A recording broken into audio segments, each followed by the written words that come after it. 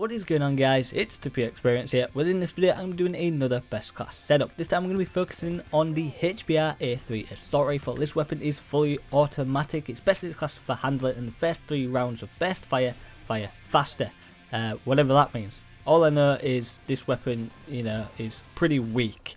It can be really good, but it is pretty weak. If you use something like the average Joe to get an extra 1 damage, or the HBR Insanity to actually kick ass, because it does pretty good in fire rate and damage, so I would recommend something other than the stock variant. Of course, I'm using the stock variant to get the best class up for the stock variant, so that's why. But feel free to use something else rather than the stock.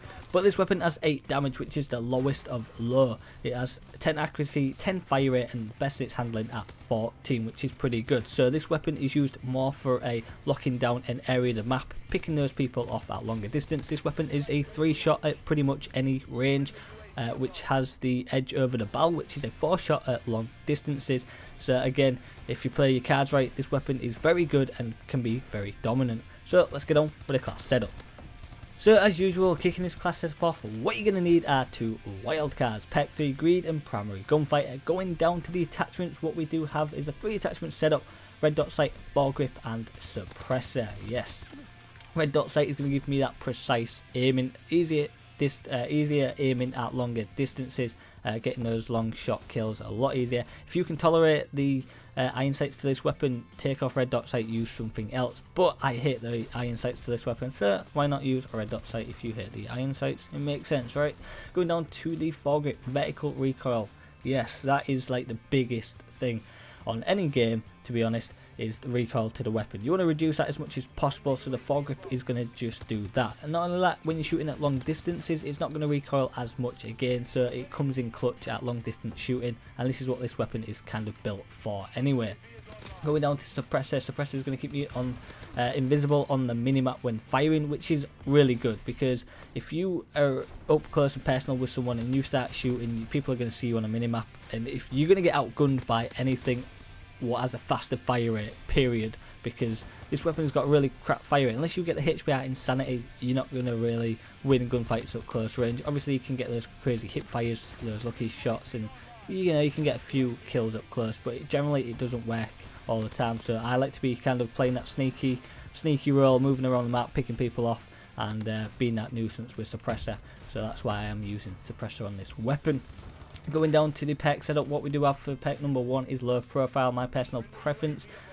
Personally the best perk in its category, just because you're invisible to UAVs, tracking rounds and extra ping. Not like anyone uses those, only the UAV is actually used, but again it's going to keep you off the minimap, so why not use it. Perk 2, we have fast hands. Again, fast hands is more than just one perk, it's got multiple features, but I only use it for reloading while sprinting, therefore I can run away from someone and reload, maybe turn around and shoot them.